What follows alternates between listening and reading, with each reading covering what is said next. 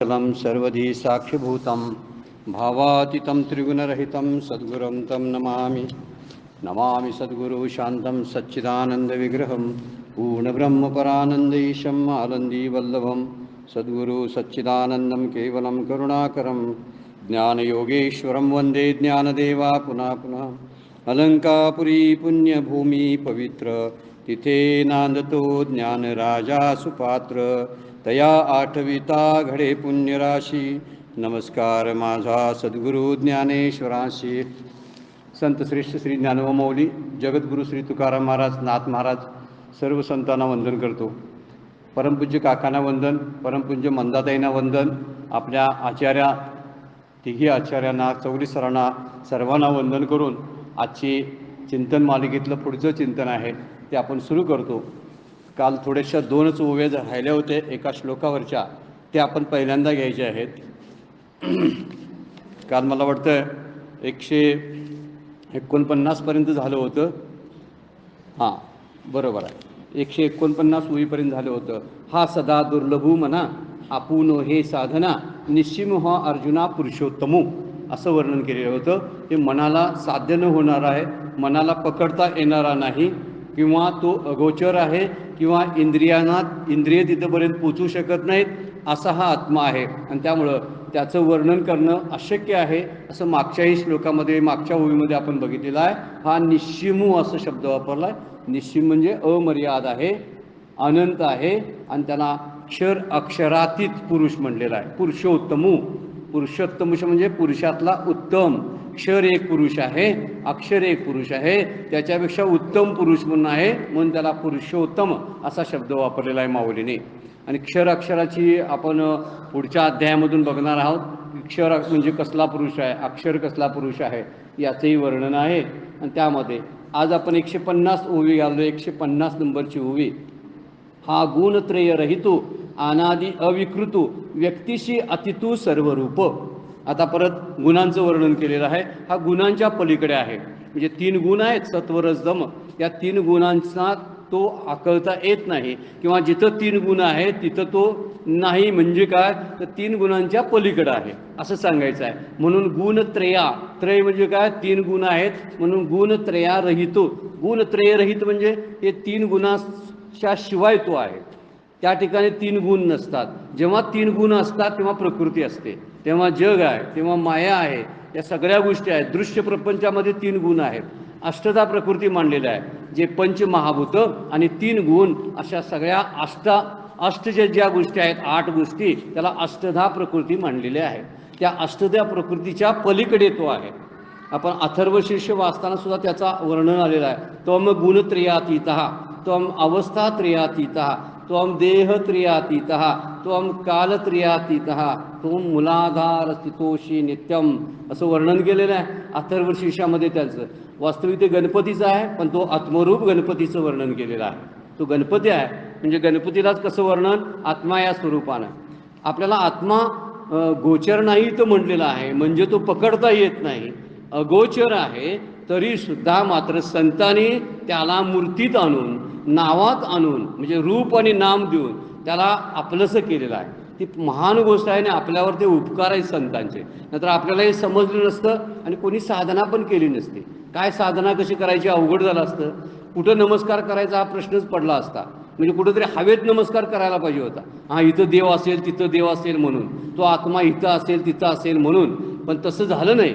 आपल्याला मंदिरांची सुद्धा उभारणी जी झालेली आहे, नाहीतर आपण मंदिरं नसती तर कुठं नमस्कार केला असता, कुणाची आरती केली असती, कुणाला नैवेद्य दाखवला असता, हा सगळ्या गोष्टी आहेत। माझं रडगाणं कुणाच्या समोर मी बदलो असतो, माझी दुःख मी कुणाला सांगितली असती, जर रामराया नसता, भगवान श्रीकृष्ण नसते, दत्त नसते, गणेश नसते, तर मी माझ्या व्यथा कुणासमोर मांडल्या असत्या, अवघड झालं असतं। म्हणून संतांनी हे उपकार आपल्यावरती केलेत, की आपल्यासाठी मूर्तीत त्यांना आणलं, त्यांना नामात आणलं, त्यामुळे आपण नाम घेऊ शकतो।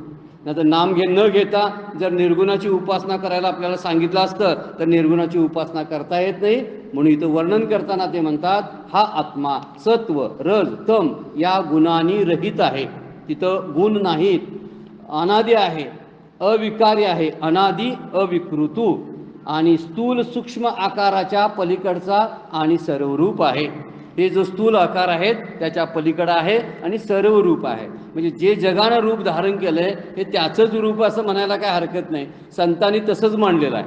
हे जग ब्रह्मरूप आहे असं म्हणा, म्हणजे सगळाच प्रश्न सुटतो. म्हणजे कुठं ब्रह्म आहे बघायची काही गरज नाही. सगळ्या जगात ब्रह्म भरून उरलेला आहे, भरून आणि उरलेला आहे. असा त्याचा अर्थ काढलेला आहे. त्यामुळं हा गुणत्रयाच्या पलीकडं आहे किंवा अवस्थात्रयात पलीकडं आहे, अवस्थात्रयात किंवा देहांच्या पलीकडं आहे. 3 देह, 3 अवस्था, जागृती, स्वप्न, सुषुप्ती, या 3 अवस्थांच्या पलीकडे तो आहे. किंवा स्थूल सूक्ष्म आणि कारण देहाच्या तो पलीकडं आहे. तो अवस्थात्रयातीत आहे, गुणत्रयातीत आहे, असं वर्णन आत्म्याचं केलेलं आहे. आणि अतितू शब्द, एक अतितू शब्द वापरला आहे. व्यक्तीशी अतितू सर्व रूप. व्यक्तित्व म्हणजे तो व्यक्त होत नाही, म्हणजे त्याला स्थूल सूक्ष्म असं काय म्हणता येत नाही. माऊलींच्या अभंगामध्ये काल आपण बघितलं, तुला सूक्ष्म म्हणू की स्थूल म्हणू की सूक्ष्म रे, तुला कुठल्या नावानं मी संबोधू. म्हणजे स्थूल म्हटलं तर ते चुकीचं ठरतं, सूक्ष्म म्हटलं तर मला दिसतं ते कुणाचं रूप आहे, मग ते कुणाचं प्रकटीकरण आहे, असा संभ्रम मला आहे माऊली म्हणतात. म्हणून तुला स्थूल म्हणू की सूक्ष्म रे असं वर्णन ते करतात. आता स्थूल सूक्ष्म म्हणजे व्यक्त होणारं, पण ते व्यक्त होणारं त्यामध्ये नाही. म्हणून व्यक्तीशी अतितू, अतितू म्हणजे त्याच्या पलीकडं आहे. आपण मगाचा जो गुणत्रयातीत, गुणत्रयातीत, अतीत त्यात शब्द आहे. अवस्थात्रयातीत म्हणजे अतीत शब्द आहे. अतीत म्हणजे त्याच्या पलीकडं आहे, ते त्याच्याशी ते एकरूप होत नाही असं सांगण्यासाठी तो सर्वरूप आहे असं म्हटलेलं आहे. म्हणून याचं वर्णन करताना या गुणामध्ये नाही, ज्यावेळी गुण असतात ना त्यावेळी गुणामध्ये जग असतं. अविकृत शब्द वापरला आहे, याला कुठलेही विकार लागू पडत नाहीत. पुन्हा पुन्हा 4 ते 5 श्लोकामध्ये तेच सांगितलेलं आहे. वास्तविक कंटाळा येण्यासारखं आहे, पण तरी पण ते ऐकावं लागतं किंवा ते बोलावंच लागतं, कारण तेच खरं आहे. तेच बोलायचं, तेच ऐकायचं असं परमपूज्य काका म्हणतात. कंटाळा आला तर तेच, कारण ते अवीट आहे. पुढं आलाय शब्द, तो अवीट आहे म्हणजे विटणार नाही, म्हणजे अविकृत आहे, अनादि आहे, म्हणजे त्याची सुरुवात झालेली नाही. सुरुवात झालेली नसल्यामुळं त्याला इएंड नाही, शेवट त्याचा होत नाही, कारण जाणार कुठं तो, शेवट त्याचा नसतो. त्यामुळं अनादि आहे, अविकृत आहे आणि सर्वरूप म्हणजे काय, ब्रह्माव्यतिरिक्त जगाला ती दुसरी सत्ताच नाही. सगळीकडे जग जे दिसतं हा विवर्त मांडलेला आहे. विवर्त म्हणजे एखाद्या गोष्टीवर दुसरीच गोष्ट भासणे, म्हणजे दोरीवरती साप भासणं, हा विवर्तवाद म्हटलेला आहे.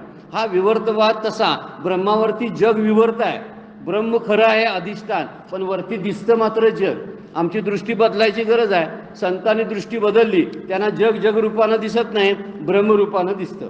तसं आपल्यालाही दिसायला पाहिजे, पण आपला तेवढी चिंतन नाही, तेवढी पुण्याईची गाठीशी नाही. आमच्या प्रारब्धात थोडीशी कमतरता आहे, आमची साधना कमी पडते, अनेक त्याला कारणं आहेत आणि त्या कारणाचा विचार आपणही करणं फार गरजेचं आहे. पण इथं म्हटलेलं आहे, हा जो आत्मा आहे तो गुणत्रयारहित, अनादि, अविकृतो, व्यक्तीशी अतितू, सर्वरूप. अर्जुना ऐसा हा जाणावा. आता असंच त्याला ओळख, असंच त्याला ओळखलंच तर तुला खरी ओळख होईल. कारण ही सत्याची ओळख मी सांगायला लागलोय असं ज्ञानेश्वर माऊली म्हणतात. किती वर्णन आणि किती लक्षणं वापरलेत बघा त्याला ओळखायसाठी, आणि ही लक्षणं त्याला लावून बघितली पाहिजेत आपण. म्हणून पहिल्यांदा म्हणतात, अर्जुना हा आत्मा अशा प्रकारचा आहे असं जाणावे, सकळात्मक देखावा, आणि हा सर्वात्मक आहे असं ज्ञानदृष्टीनं पाहावं. म्हणजे आपली वृत्तीतला दृष्टी बदलली पाहिजे. दृष्टी बदलली की ते दिसायला लागतं. आपली दृष्टी प्रापंचिक आहे, त्यामुळे प्रापंचिक पद्धतीनं आपण बघतो. एखादी व्यापारा क्षेत्रामध्ये राहणारे लोक असतात, ते आपले फायदा या तोटा ह्या पैशाच्या स्वरूपात बघत असतात. एखादी दुसऱ्या क्षेत्रामध्ये काम करणारी एखादी व्यक्ती असेल, एखादा शिक्षक असेल, तर एखाद्या मुलांची पात्रता, बौद्धिक पात्रता कशी आहे, अशी आहे तशी आहे अशी त्यांची दृष्टी बघणाऱ्यांच्याकडे जाते. किंवा श्रीगुरू आहेत, तर त्या श्रीगुरूंची विचार करताना ते म्हणतात की ह्यांची लेवल कितीची आहे शिष्यांची, त्यानुसार यांना साधना द्यायला पाहिजे. तर तसं आपली दृष्टी ज्ञानाची व्हायला पाहिजे, तरच याची ओळख आपल्याला होईल असं माऊली म्हणतात. मग तुझा संपूर्ण शोक सहजच नष्ट होईल. मग सहजे शोकू आघवा. आघवा म्हणजे संपूर्ण. शोकू माऊलींची एक पद्धत आहे, तिला उकार देऊन बोलतात. ते प्रत्येक शब्दाला बऱ्याच ठिकाणी उकार आहेत, बघितले तुम्ही तर पुढे हजारो ठिकाणी उकार आहेत. शोक म्हणत नाहीत, शोकू असं म्हणतात. तो त्याचा अर्थ असा आहे की शोकच आहे. हरेल तुझा, हरेल म्हणजे तुझा शोक सर्वात्मक आत्मा असे जाणल्यानंतर शोकाचा आश्रय आणि विषय हे द्वैतच राहणार नाही. सगळं द्वैत नष्ट होईल. तुझा शोक करण्याचं तुला कारणच उरणार नाही, दुःखासाठी कारण उरणार नाही, अशी स्थिती होईल जर तू असा त्याला जाणला असतं. म्हणजे कसा? तो तर्काशी आपल्याला पकडता येत नाही, तो दुर्लभ मना म्हणलेला आहे, या ध्यानानं त्याला आपलासा करता येत नाही, तो गुण तर 3 गुणांच्या पलीकडचा आहे, अवस्थांच्या पलीकडं आहे, असा तर जर तू जाणलास तर ऐसा तो हा जाणावा सकळात्मुक देखावा, मग सहजे शिवकू अगवा हारेल तुझा. म्हणजे बाकीच्या विषयाच्या ज्ञानाने ते शाश्वत सत्य आपल्याला पकडता येणार नाही. बाकीच्या विषयांचं ज्ञान म्हणजे प्रपंचातल्या ज्ञानाचा वापर तिथं करून चालणार नाही. आपल्याला तीच सवय असते, मी असं करून ते जाणणार आहे, म्हणजे मी कुठल्या तरी विषयामध्ये भाषेमध्ये मी PhD केलेली आहे, त्यामुळे मला ज्ञानेश्वरी समजायला काही अडचण नाही, अशा भावानं जो ज्ञानेश्वरी वाचतो किंवा दासबोध वाचतो किंवा काहीतरी भगवद्गीता वाचतो, त्याला ती कळत नाही. त्याची PhD त्याच्या त्या लेवलची, वेगळ्या लेवलची असते. तो विषय, तो प्रांत, क्षेत्र वेगळं असतं. आणि इथलं जर जाणायचं असेल तर त्यासाठी एक भाव, श्रद्धा, ज्ञानाची दृष्टी संपादित करायला पाहिजे, तरच हा ओळखता येईल. म्हणून बाकीच्या विषयांच्या ज्ञानाने शाश्वत सुख मिळत नाही. कुठल्याही प्रकारचं ज्ञान असू दे, मग प्रपंचातलं शाश्वत सुख मिळत नाही. आपण कितीही धडपड करतो, सुखासाठीच करतो, पण सुखासाठी केलेली धडपडसुद्धा कारणांपरिणामी दुःखातच परिवर्तित होते, असा आजपर्यंतचा आपला अनुभव आहे. त्यामुळे खरं सुख जे आहे ते ब्रह्मविद्येच्या प्राप्तीमध्ये आहे, आत्म्याला जाणण्यामध्ये आहे. म्हणजे आत्म्याचंच ज्ञान करून घेतलं पाहिजे आणि तीच विद्या आपल्याला प्राप्त करून घेतली पाहिजे. समर्थ म्हणतात इतर ज्या विद्या आहेत त्या पोट भरण्याच्या विद्या आहेत, आणि ही विद्या जी आहे ही आपल्या कल्याणाची विद्या आहे, ज्याला श्रेयस आणि प्रियस असं उपनिषदामध्ये वर्णन केलेलं आहे. जे श्रेयस आहे ती आत्मविद्या, ब्रह्मविद्या आहे. प्रेयस ज्याला आपण म्हणतो ती पोट भरण्याची विद्या आहे. ती थोडीशी आपल्याकडं असावी, पोट भरण्याचाही विचार करावा. पण पोट भरल्यानंतर त्यानंतर काय करायचं हा प्रश्न निर्माण होतो. पोट भरल्यानंतर सुद्धा स्वस्थ वाटत नाही ना. बऱ्याच वेळा सगळंच असतं तरी पण आपण अस्वस्थ असतो. याला कारण आपल्याकडं ब्रह्मविद्या नाही, आत्म्याचं ज्ञान नाही, म्हणून आपण अस्वस्थ असतो. आत्मा कधीही अस्वस्थ नाही, तो स्वस्थ आहे. स्वस्थ म्हणजे बरोबर व्यवस्थित ठिकाणी स्थापित झालेला असा स्वस्थ आहे. पण आपण स्वस्थ नसतो. आत्म्याच्या संघामध्ये राहून सुद्धा आपण स्वस्थतेचा अनुभव घेत नाही. आपण नेहमी अस्वस्थ असतो.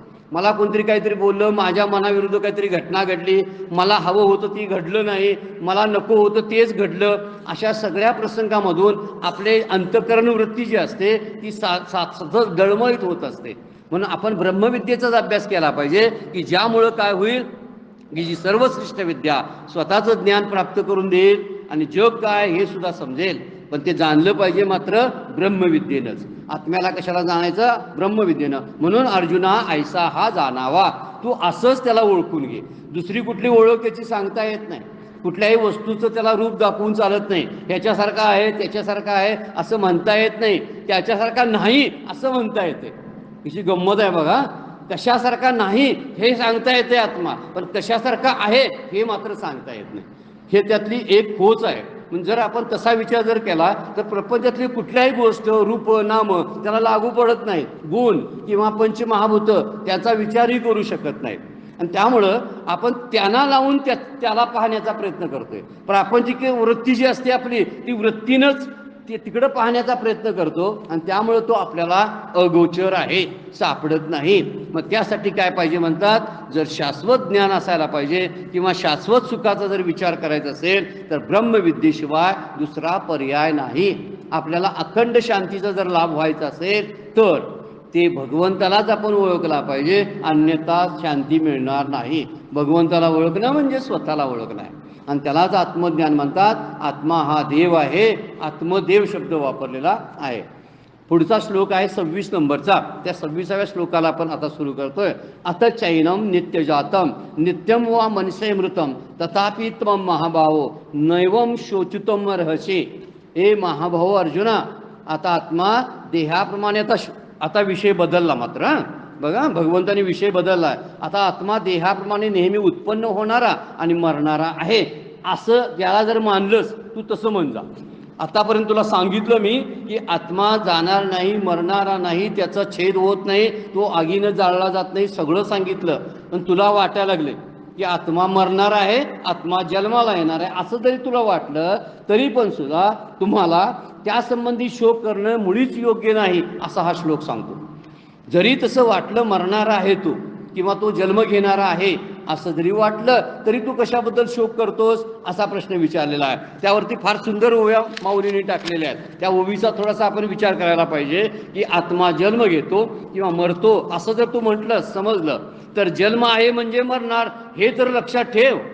ते काय म्हणतात ज्याचा जन्म होतो ते तरी मरणार आहे. तू भीष्मादिकांना मारणार नाही म्हणतोस, कौरव माझे स्वजन आहे त्यांना तू मारणार नाही म्हणतोस, पण ते काय मरणार नाहीत काय? ते मरणारच आहेत ना. म्हणजे ज्याला जन्म आहे त्याला मृत्यू आहे असं तरी समज. आत्म्याला जन्म आणि मृत्यू नाही, मी आत्म्याच्या पद्धतीनं तुला सांगितलं.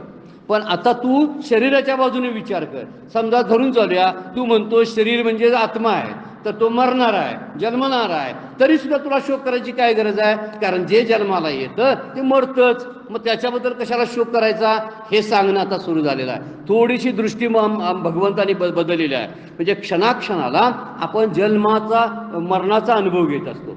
कुठलीही वस्तू असू दे क्षणाक्षणाला क्षीण होत जाते, हळूहळू हळूहळू ती झिजत जाते आणि झिजून शेवट त्याचा पूर्ण नाशामध्ये होत असतो. आपलं शरीरसुद्धा झिजतं, रोज आपण मरतो.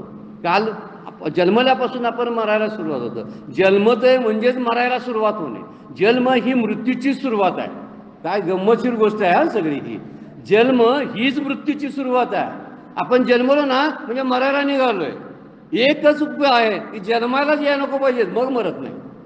आणि तीच व्यवस्था आपल्या शास्त्राने केली. आपल्याला जन्म मरण नको आहे ना, मग या आत्मविद्येचा अभ्यास करा, जीवनमुक्त व्हा आहे त्या शरीरामध्ये, असं सांगणं चालू आहे.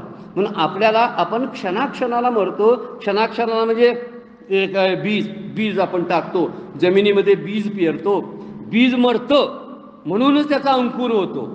बघा, झाडाचा अंकुर पहिल्यांदा फुटतो. ते केव्हा फुटतो? बीज नाहीसं झाल्यानंतर. बीज नाहीसं होतं म्हणजे दिसेनासं होतं. नाहीसे या शब्दाचा अर्थ बीज दिसेनासं होतं आणि मगच अंकुर येतो.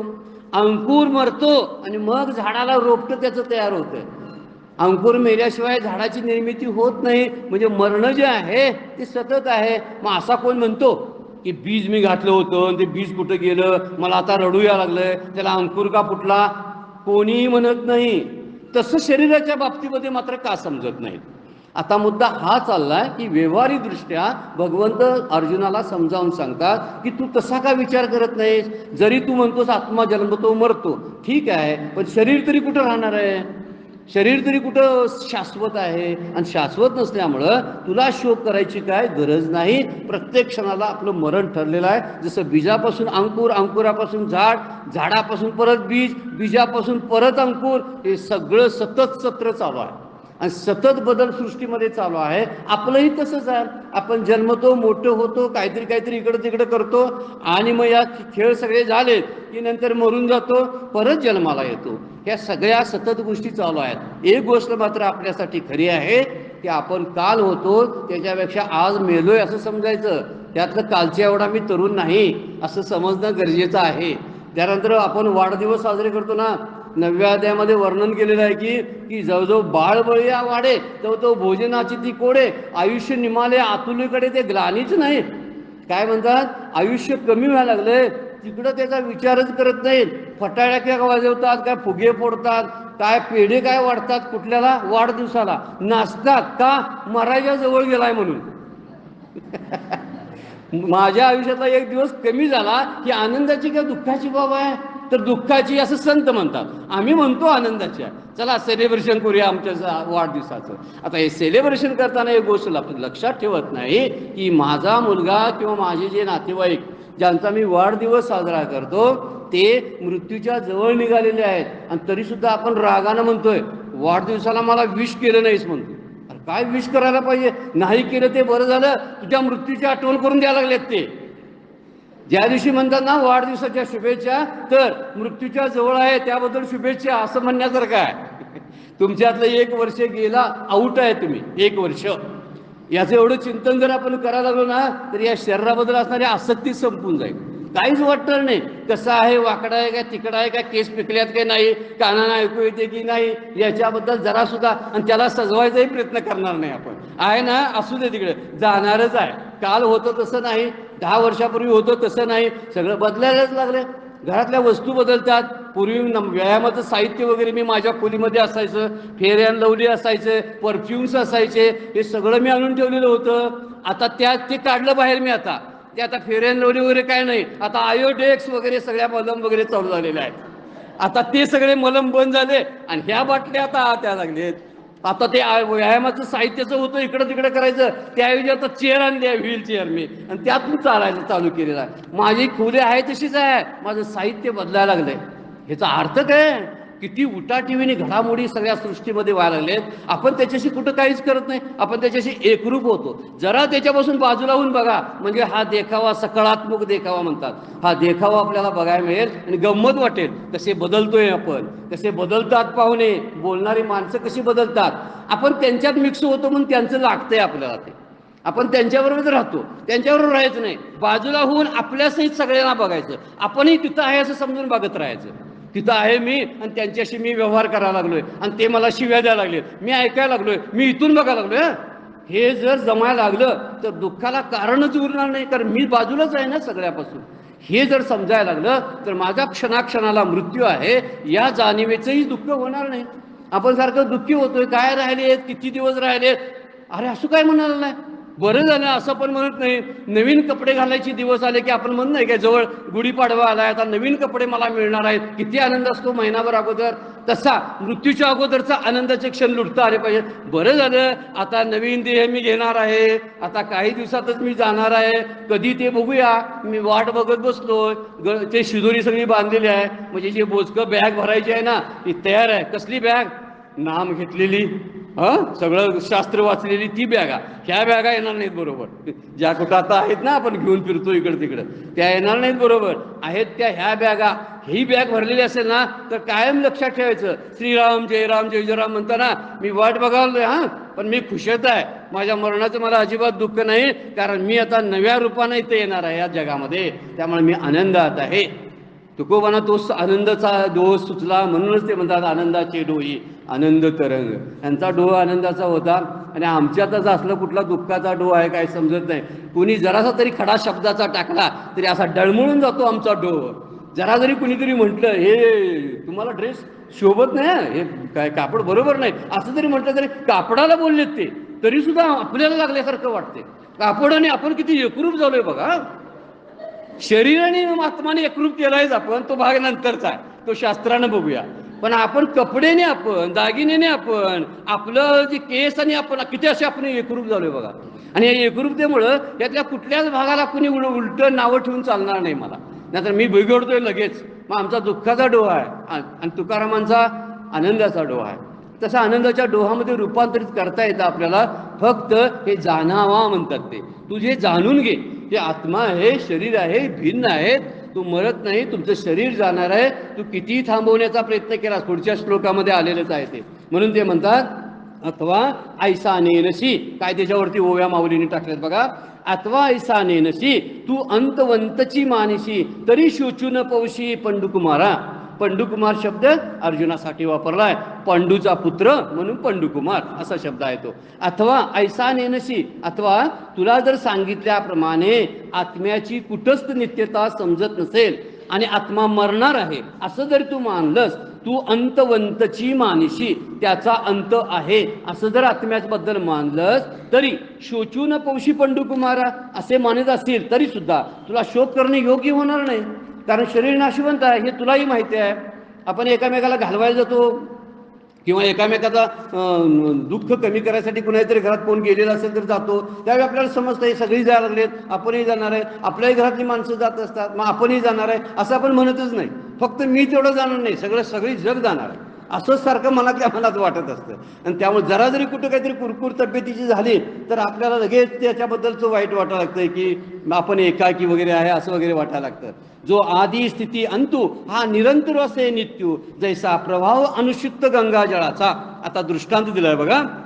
आता औपाधिक दृष्ट्या हे सांगायला सुरुवात केलेली आहे, उपाध्या दाखवलेल्या आहेत आणि उपाधीच्या द्वारे आत्मा मरणार आहे असं समज म्हणाले. ते समजलास तरी सुद्धा शरीर मरणार आहे तुलाही ठाऊक आहे, ते काही शास्त्राने सांगायची गरज नाही. शरीराला नाश आहे, संपणार आहे असं तरी समज तू. म्हणजे भीष्मादिक जे आहेत ह्याला तू जरी मारलं नाहीस तरी ते मरणार आहेत, मग कशाबद्दल शोक करतोस?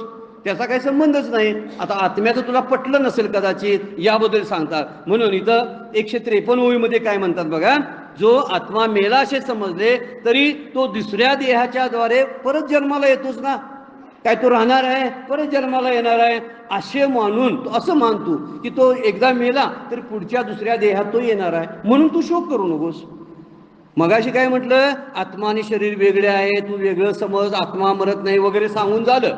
आता म्हणतात बरे आत्मा मरतोय असं समज, तरी सुद्धा गेला शरीर तरी पुढे आणि शरीर ते धारण होणारच आहे. आत्मा नवीन शरीर धारण करतो आणि त्यामुळे परत जन्माला येतो, हे तुलाही माहिती आहे. मग शोक कशाला करतोस? जसं उदाहरण दिले बघा, जैसा प्रवाह अनुश्युत गंगा जळाचा. अनुश्युत म्हणजे अखंड चालू आहे. अनुश्युत शब्दाचा अर्थ अखंड चालू आहे. गंगाजळ म्हणजे नदीचा प्रवाह. नदीचा प्रवाह जसा अखंड चालू असतो, म्हणजे जिथून ते सुरू झालेले असते ते पाणी मागून येतच असतं, पुढे जात असतं. पुढे झालं म्हणजे रिकामी जागा होत नाही, परत मागील पाणी तिथे येतं, त्यामुळे पाणी येतच राहतं. तसं जन्म मृत्यू हे अनादी आहेत, सतत चालू आहेत प्रवाहासारखे. मग तू कशाबद्दल शोक करतोस? अशी मोकळी जागा तिथं रिकामी होत नाही. म्हणजे नदी गेली पुढं आणि पुढच्या गावावर गेली, आता मध्ये 1 तास काय गॅपच पडला नदीचा, असं होत नाही. प्रवाह आहे तो अनुश्युत प्रवाह आहे. अनुश्युत शब्दाचा अर्थ आहे अखंड, न खंडित होणारा असा तो प्रवाह आहे. कारण आत्म्याची उत्पत्ती, स्थिती, नाश यांचा प्रवाह अखंड आणि नित्य आहे. तो कधीही बदलत नाही. भले तू म्हटलास आत्मा नित्य नाही, राहू दे, ठीक आहे, पण हा प्रवाह तरी नित्य आहे ना. उत्पत्ती, स्थिती, लयचा. जन्माला येतं, स्थिर होतं आणि नाहीसं होतं. हे तिन्ही तत्व सतत लागू आहेत. ज्याप्रमाणे गंगेच्या पाण्याचा प्रवाह उगमापासून संगमापर्यंत अखंड चालू असतो, म्हणजे समुद्राला जाईपर्यंत त्या नदीचा प्रवाह एकसारखा चालू असतो, खंडित होत नाही. तसं जन्म आणि मृत्यू जे आहेत त्यांचा अनादी प्रवाह आहे, तो पण खंडित होत नाही, असं तू जाणून घे. हे किती उदाहरण देऊन स्पष्टीकरण केलेलं आहे बघा. ते आधी नाही खंडिले, समुद्री तरी असे मिनले, आणि जातची मधी उरले दिशे जैसे. वर्णन काय करतात बघा, आधी नाही खंडिले म्हणजे ते पाणी उगमस्थानात खंडित नसते. उगम जिथून झाला तिथून सुरूच होत होते. समुद्रात तरी एकसारखी मिळत असतं. समुद्री तरी असे मिनले, मिनले म्हणजे मिसळले, समुद्रात जाऊन मिसळतं. आणि जातची मध्ये उरले दिसे जसे. आणि उगम आणि संगम यांच्यामध्ये जे उरलेले ते अखंड वाहताना दिसत आहे, म्हणजे कुठं खंडित झालाय. तसं जन्म मृत्यूचा प्रभाव आहे. त्यामुळे जन्म मृत्यू होत राहतात, सारखा जन्म सारखा मरण हे होत राहणार. मग कशाला शोक करतोस? म्हणजे शोकाचं कारण कसं खोडून टाकायला लागलेत बघा भगवंत. आणि वर्णन करायला की उगमस्थानी असणारं जे पाणी आहे ते खंडित न होता पुढं पुढं जातं आणि समुद्राला मिळतं, पण मिळताना मध्ये खंडित न होता परत पाठीमागाने प्रवाह येतो. आणि असे प्रवाहाबरोबर प्रवाह येत राहतात आणि अखंडपणे चालू राहतं. तुकोबांचा एक अभंग आहे, अखंड न खंडे अभंग न भंगे, तुका म्हणे गंगे मिळणी सिंधू. सेम दृष्टांत हा. ज्ञानेश्वरी अनेक वेळा वाचली तुकोबाने, त्यांच्या चरित्रामध्ये वर्णन आहे. आणि ज्ञानेश्वरीचा प्रभाव त्यांच्यावरती आहे. आणि ज्ञानेश्वरीच्या प्रभावामुळेच हे ज्ञानेश्वरीतले बरेचसे दृष्टांत तुकोबांच्या गाथेमध्ये आणि नाथांच्या भागवतामध्ये आपल्याला सापडतात. जरासं खोलवरात जर आपण जायला लागलो आणि तिन्ही वाचली असेल आपण, तिन्ही हे किंवा दासबोधामध्ये सुद्धा दृष्टांत आहेत त्याचे, एकामेकाचं मिक्स आहेत, पण ही समकालीन आहेत दोघं जण, किंवा समर्थ आणि तुकोबा. त्यांच्या ह्याच्यावर एकमेकाची छाप आहे, पण त्याबरोबरच तुकोबांच्या ह्याच्यामध्ये मात्र ज्ञानेश्वरीची छाप बरीचशी दिसून येते. अखंड न खंडे अभंग न भंगे. अखंड आहे ते खंडित होत आहे, होत नाही. अभंग आहे म्हणून भंगत नाही. तुका म्हणे गंगे मिळणी सिंधू. सिंधूला पोचताना, समुद्रात मिळताना गंगेमध्ये भंग होत नाही, खंड पडत नाही, असं ते सांगतात. तुकोबांचा एक सुंदर अभंग आहे आणि तो अत्यंत वेदांताला धरून आहे बघा. क्षरला सागर गंगा ओगी मिळे, आपणच खेळे आपण अशी. क्षरला सागर गंगा ओगी मिळे. सागरामध्ये आटतो का सागर, म्हणजे दिसत नाही पण अटलेला असतो. आणि अटलेलं पाणी कसं कुठं जातं? सागर सागरातून पाणी जातं आणि त्याची वाफ होऊन परत पाऊस पडतो आणि पावसाच्या रूपानं खाली आलेलं पाणी गंगेमध्ये पडतं, ओघातमध्ये ओढ्यामध्ये पडतं आणि समुद्राला जाऊन मिळतं. समुद्रातलं पाणी बाष्पभवन होऊन वरती जातं, पावसाच्या रूपानं खाली पडतं, नदीत येतं, ओढ्यात येतं, परत येऊन समुद्राला मिळतं. कसं चाललंय बघा चक्र. हे म्हणून म्हणतात क्षरला सागर. क्षरला म्हणजे कमी झाला, सागर गंगा उगी मिळे. नुसती उपाधी दूर धारण केलेली आहे बघा. आपणच खेळ आहे आपणाशी. समुद्र स्वतःशीच खेळतो, आत्मा तसाच आहे. आपणच खेळ आहे आपणाशी, त्याला दुसरं काही लागत नाही. फक्त उपाधीमध्ये घेतल्या, मधील ते वावं अवघी उपाधी. मधल्या ज्या आहेत ना, ओढा, नाला आहे, नदी आहे, मेघ आहेत, हे सगळं जे आहेत त्यांनी उपाधी घेतल्या समुद्रानं. समुद्रच आहे. मेघ म्हणजे समुद्र, नदी म्हणजे समुद्र, ओढे म्हणजे समुद्र. फक्त त्यांनी आकार बदललेत आणि तो आपणाशीच खेळतो. त्याचंच पाणी त्याच्याकडेच येतं. अशी ही परिस्थिती आहे. मधील ते वाव अवघी उपाधी, तुम्हा आम्हामध्ये त्याची परी.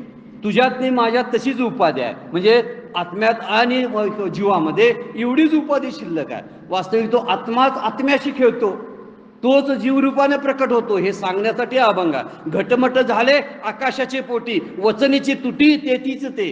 नुसते घट मठ झाले आकाशाचे पोटी, त्यामध्ये आकाश असतंच.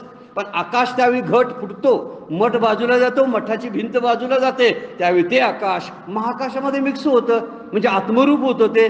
जर माझा हा घट फुटला, घट कुणाला म्हटलेला आहे? शरीराला म्हटलं, मग धरून चालू आपण. हा घट फुटला तर ह्यातला आकाश आत्मतत्व कुठं जाणार आहे? मूळच्या आत्मतत्वामध्ये विलीन होणार आहे. म्हणून ते काय नाश झालं का? नाही. मग शोक कशाचा करायचा?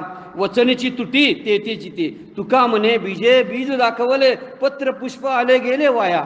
तुका म्हणे बीजे बीज दाखवले, म्हणजे एखाद्या बीनच दुसरी बी तयार होते किंवा झाड तयार होतं. आणि पत्र पुष्प फळं ही नुसतीच वाया येतात आणि जातात, येतात जातात, येतात जातात. बीज मात्र येतही नाही आणि जातही नाही. बीजापासून वृक्ष होईल, फळं पाने सगळं होतं, कळी होते, फूल होतं, पण त्याची रूपांतरित आहे ते बीजाचं.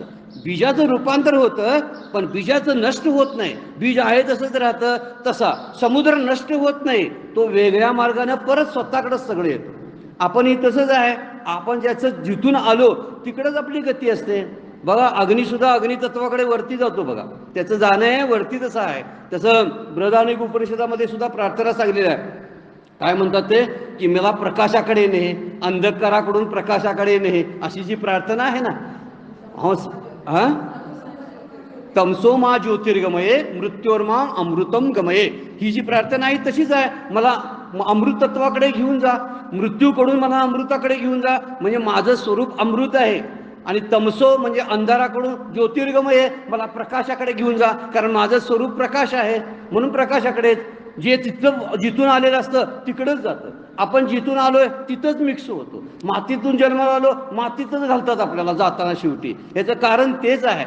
फक्त आपण त्याचं काय करतो? रडतो मध्ये. ही गोष्ट मधली उपाधी आहे म्हटलेलं आहे. आपल्याला रडू येते ना, पण तिथून आलोय असं समजतच नाही आपण, आणि म्हणून आपल्याला रडू येतं. आपण येताना काय आणलेलं नव्हतं याची आठवणच नव्हती, नसतेच. पण जाताना काय घेऊन जाऊ शकत नाही म्हणून रडायचं. किती गद्दारी आहे बघा ही आपली. म्हणजे आपण फसवतोय संसाराला. आणताना काय आणलं नव्हतंच, जाताना बरोबर मागा लागलास तू. येताना नाम आणलं नव्हतंस आणि जाताना माझ्या माघारी नाव शिल्लक राहून पुतळे कशाला बांधून जातोस? पुतळे बांधायचे, माझ्या नावानं हे उभा करा, ते उभा करा, माझं नाव वरती पडायला पाहिजे, कुणाकडून भेट आहे ते कळायला पाहिजे. काय काय लोक उपद्व्याप करतील स्वतःचं अस्तित्व अबाधित ठेवण्यासाठी. सगळे तेच आहेत. ही घडामोडी त्यातल्याच आहेत. सारखे फोटो काढायचे वाटतात. ह्यांच्यावर एक फोटो घ्या, असा वाकलेला एक फोटो घ्या, तिरपा फोटो घ्या, म्हणजे यांचं अस्तित्व कधी संपायचंच नाही. कुठंतरी हे दिसलेच पाहिजेत, असा कायमची स्थिती बघा. आपण जनरली हे स्वाभाविक स्वभाव आहे सगळ्यांचाच, आमचा सगळ्यांचा, की आपण कुठेतरी असलो पाहिजे. पुढं पुढं आपण करतो, दिसायला पाहिजे. आपण पुढे पुढे जातो बघा, दिसायला पाहिजे. सगळ्यांचं बोलावलंय बरं काय मी, एका कुणाचं नाही. हे गुण जे आहेत ना कोड्या, ह्या जन्मता माणसाच्या पाठीमागे लागलेलेच आहेत, की त्याला वाटतं आपल्या अस्तित्वाचं नेहमी जाणीव इतरांना करून देणे. जरी जाता जाता कुणाला जरी बोलवायचं नसलं तरी खाकरायचं, म्हणजे माझ्याकडे लक्ष जाऊ दे म्हणून. म्हणजे बोलवायचं जरी नसलं तरी असं लक्ष वेधून घ्यायचं. लक्ष वेधूसाठी अट्रॅक्टी सगळ्यांचे पोषक वेगळे असले आपण भडक करून मधीच शिरायचं, म्हणजे सगळ्यांना तिकडंच लक्ष द्यायला पाहिजे. हे कुठलं आलं गुण? स्वाभाविक गुण आहे आतला तो. म्हणजे सत्तत्व जे आहे ना, ते सत्तत्व म्हणजे माझं अस्तित्व राहावं असं वाटतं, ते ब्रह्मतत्वच आहे. पण त्यामुळे तो आपल्याला ते गुण येतो. इथं माऊलींनी जे वर्णन केलं, तुकोबाने केलेलं आहे, समुद्र जो आहे तो मेघ गंगा ओहोळ यांच्या उपाध्या घेतो. आणि बीजाचं बीज हे अधिष्ठान आहे, आणि बीजाच्या अधिष्ठानावरती पत्र किंवा पानं किंवा पुष्प म्हणजे फुले येतात, आणि येतात जातात, बीज मात्र असतंच. तसंच वर्णन याच्यामध्ये केलेलं आहे. आणखीन एक शेर आहे बघा, आपण कधीतरी ऐकलं असेल, गंमत म्हणून सांगतो, वास्तविक याला काय आधार नाही. जाते नहीं है कोई दुनिया से दूर चल के, मिलते सभी यही है कपडे बदल बदल के. कोण जातच नाही. हा, आदमी सोया जमीन पर, लोग कहते मर गया, वो बेचारा था सफर में, आज अपने घर गया. जनरली आपण म्हणतोय भेटतात एकमेकाला, फक्त कपडे बदलून भेटतात, आणि त्यामुळे वाटतात हा हे ह्या माझ्या जन्मातला हा माझा मुलगा आहे. कपडे बदलून आले. हा, ते आता कुठं होतं पूर्वी कुणाला माहिती. अमेरिकेत असेल ते आपलं पोरगा आत्ता आहे ते ना, कुठेतरी रशियामध्ये असेल, तिथून इकडं आले, आणि इकडे आले की म्हणते हा माझा पोरगा, ही माझी मुलगी, हे माझं मागच्या जन्मात कुठं होती कुणाला माहिती, पुढच्या जन्मात आधी कुठं जाणार आहेत माहिती नाही. मधलं जे आहे ना चालतंय, जे उपाधियुक्त सगळं आहे ना, तो समुद्र कसा गंगेच्या ओघानं सगळे वेगवेगळं सुरू असतो, तसं हे ओघ आहेत. मध्ये मध्ये माणसं भेटतात जातात येतात, यांच्याशी आपलं देणं घेणं नसतं बरं काय. फक्त तेवढंच असतं की काय, की त्याला नाती असा शब्द आपण दिलेला असतो, म्हणून त्यांना आपलं पण येतं. अर्जुन सुद्धा या नात्यामध्येच अडकला, आणि म्हणून त्याला शोक झालेला आहे, आणि त्याच्यावरचा उपाय ते सांगतात. या ओळीमधून ते सांगितलेलं आहे. जो आदिस्थिती अंतू, जो निरंतरू असे नित्यू, जैसा प्रवाही अनुष्यतू गंगाचा, ते आधी नाही खंडले. म्हणजे मधी सुरुवातीला काय त्याचं खंडित होत नाही. समुद्र तरी असे मिनले, समुद्रामध्ये जाऊन ते मिक्स होत असतं, आणि जातची मधी उरले दिशे जसे, आणि मधीच ते दिसतं, फक्त पाण्याच्या रूपाने जाताना दिसतं, प्रभाव रूपाने दिसतं, आपल्यालाही प्रपंच दिसतो. जायला लागलेला आहे, मात्र संपायला लागलाय, तिकडे जायला लागलाय. हे जाणं जे आहे ते संपण्यासाठी किंवा परत निर्मितीसाठी आहे. म्हणून आपण जाण्याचा शोक करायबद्दल कशाबद्दल करायचं नाही, किंवा मोडल्याचा शोक करायचा नाही. आपण म्हणतो चपला कालच आणल्या होत्या नव्या, जाऊ तिकडे बला गेले, दुसऱ्या चपला आता आणूया का, आपल्यावर गेलं म्हणून. पण काही जण रडत बसतात की माझ्या चपला अशा होत्या तशा होत्या. हे जे आहे ना, म्हणून माणसांच्या बाबतीमध्ये असंच, आपण एखादा कप जरी फुटला हातातून खाली पडला तर केवढा शोक असतो, किती जणांच्यावरती राग काढायचा, कुणाकुणाला बोलायचं. आपण सगळं ते आपल्यावर काय घेतच नाही, सगळं घरातल्यांच्यावर घालायचं, आणि ते मग सांगायचं ना त्यांच्यामुळं झालं, यांच्यामुळं झालं, अमुक झालं. पण किती त्याच्याबद्दल शोक असतो बघा, ह्या नश्वराबद्दलचा. हे नश्वर आहे. एकदा जर डोक्यामध्ये आपल्या जर खरंच निश्चय झाला तर त्याच्याबद्दलचा शोक होण्याची काही गरजच नाही. हे तिन्ही तया आपली, तिन्ही म्हणजे उत्पत्ती स्थिती लय, हे तिन्ही तया परी सरसीची सदा अवधारी, सरसीचं सदा अवधारी, भूताशी कवनी अवसरी ठाकती ना. हे गंगा प्रवाहाप्रमाणे उत्पत्ती स्थिती आणि नाश अखंड आणि सर्व काळ चालू आहेत. सरशीची म्हणजे काय, सतत चालू आहेत, एकसारखी चालू आहेत. हे तू लक्षात ठेव. अवधारी लक्षात ठेव. भूताशी कवनी अवसरी, अवसरी म्हणजे त्या क्षणी. भूत म्हणजे कुठली, ही भूतमात्र प्रवाह जो आहे, त्यामुळे या भूतमात्रांचा प्रवाह कोणत्याही काळात बंद पडत नाही, हे लक्षात ठेव. अवधारी म्हणजे लक्षात ठेव. भूताशी कवनी अवसरी ठाकती ना. ठाकती ना म्हणजे थांबणार नाहीत, ठाकती ना थांबणार नाहीत. काही काही शब्दांचे अर्थ तिथं पेन्सिलनं लिहून ठेवलेले बरे, म्हणजे लिहून ठेवताना पुन्हा ज्ञानेश्वरी आपण वाचाल त्यावेळी त्याचा उपयोग होणार आहे. आता ह्यानंतर आपण जरा बघणार आहोत, पुन्हा त्याचं आणि सिंहावलोकन करायचं आहे त्या अध्यायाचं, जेव्हा होईल त्यावेळी त्यातल्या महत्त्वाच्या ओव्या आपण काढायला लागलोय बरं काय. आणि अगोदर मधू अजून टीका करायला मी सांगतोय, मध्ये आधी त्या टीकाही करायच्या आणि शब्दांचे अर्थ पण लिहायचे. आणि हे लिहिण्यामुळं पुन्हा ज्ञानेश्वरी वाचताना त्याचा सोपा उपयोग होणार आहे आपल्याला सहजपणाने. म्हणून हे आगवे येत तुझं न लगे शोसावे, जे स्थितीची ही स्वभावे अनादी अशी. 155व्या ओळीमध्ये काय म्हणतात की हे जन्म मरण सतत चालू आहे, एकसारखं चालू आहे.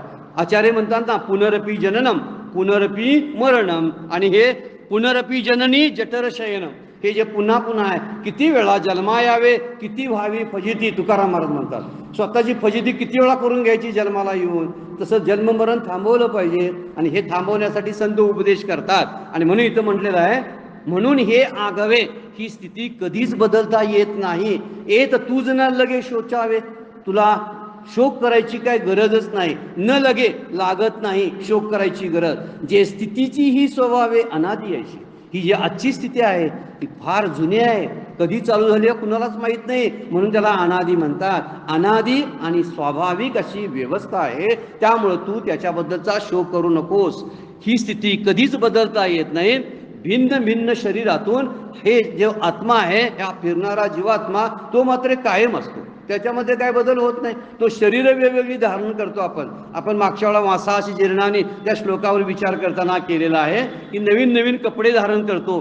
त्यामुळं जन्म मरण जे आहे ते सतत चालू असतं. ना तर ही अर्जुना नयेची तुझी मना, जे देखोनी लोक आदिना जन्मक्षया, लोक जन्म व मरणाच्या अधीन आहेत असे तू पाहत असल्याने आत्म्याची प्रवाहरूपाने नित्यता तुझ्या मनाला पटणार नाही. हे सतत असल्यामुळं मधी कुठं खंडित होते कळत नाही. सिनेमाची फिल्म पाहताना आपण कधी बघतोय खंडित व्हायला लागले असं नाही, खंडित कधी नसतं. सरळ सिनेमाची फिल्म आपल्याला दिसत असते, पण मध्ये गॅप असतोय केवढा फिल्ममध्ये नाही दिसत. तो दिसत नाही, त्याचं कारण काय माहिती आहे, सतत प्रवाह चालू असतो, तो खंडित होत नाही. आपल्या पुढे सुद्धा उद्बत्ती उदाहरण दिलेलं आहे छांदोग्य उपनिषदामध्ये. वर्ण अशी फिरवा लागलं ना एखादी आलात प्रकरणामध्ये, वर्ण असं फिरायला लागलं पोलीत ना, तर त्याचा वर्तुळ दिसायला लागतं. वास्तविक वर्तुळ असतं का, इथं असते ती कोलीत असतं, पण इतर रिकामी जागा असते, पण इतर रिकामी जागा दिसत नाही, ते संपूर्ण वर्तुळ दिसतं. त्याला कारण आहे आपली बघण्याची दृष्टी तशी आहे. प्रवाहयुक्त आपण होतो आणि प्रवाहासारखं राहायला लागतो. पृथ्वी फिरते पण आपण काहीच करत नाही. आपण कधी असं हल्लोय, दिवस रात्र रोज व्हायला लागले, पृथ्वी आपल्या भोवती फिरायला लागली, सूर्याभोवती फिरायला लागली, सगळं सत्य आहे. आपण कधीच फिरत नाही, आपण हलतोय, हलतही नाही. त्याचं कारण आपण त्याच्याशी एकरूप आहोत, त्यामुळे कळतच नाही आपण हालायला लागलोय. ते हा प्रवाह म्हणायचा.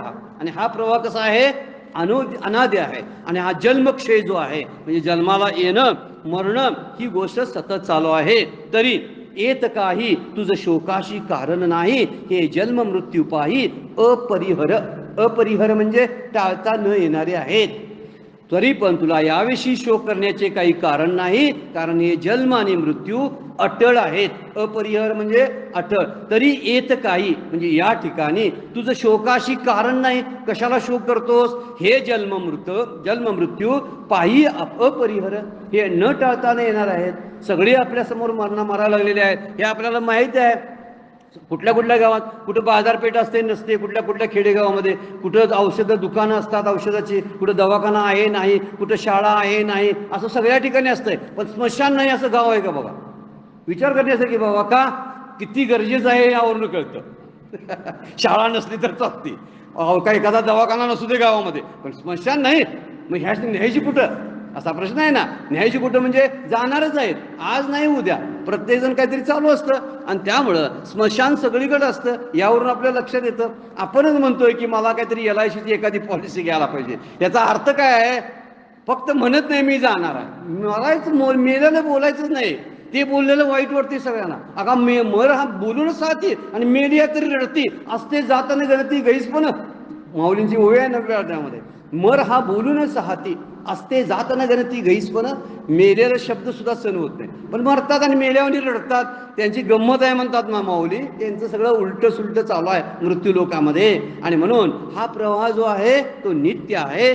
जन्म जसा आहे तसा मृत्यू अटळ आहे. त्यामुळं समजा आपण देहात आलो, तर देहात आलो याचा अर्थ आपण मरणार आहोत अशी समजूत आपण केली पाहिजे. माऊलींची जी एक ओवी आहे, देहाची या गावा आलिया जन्म मृत्यूच्या सोहळिया, ना म्हणूत ये धनंजयात या परी. आपण देहाच्या गावा आलो ना, हे गाव आहे, त्या गावात जर राहायला आलो तर इथं जन्म मृत्यूचा सोहळा बघावा लागतो असं म्हणतात. आणि तसं त्याला ना म्हणायचं ना म्हणू नये धनंजया जिया परी. जसं त्याला ना म्हणायचं नाही, नाही म्हणायचं नाही, नाकारायचं नाही, तशा प्रकारे ही गोष्ट इथं चालू आहे आणि सतत चालू आहे. आपण 158 ओवीपर्यंत बघितलं. 152 पासून 158 पर्यंत आता असं चिंतन झालेलं आहे. पुन्हा एकच विषय पुन्हा वेगवेगळ्या पद्धतीनं मांडलेला आहे, तरी पण आपण ते ओव्या समजावून घेत आलेलं आहे. काहीतरी शंका असतील तर आपण तज्ज्ञ लोक आपल्या परिवारामध्ये खूप आहेत, त्यांनाही याबद्दलची शंका विचारू शकता आणि शंका निरसन करू शकता. आजची सेवाचं चिंतन श्री गुरूंच्या चरणी अर्पण करतो. भगवान ज्ञानेश्वरांना अर्पण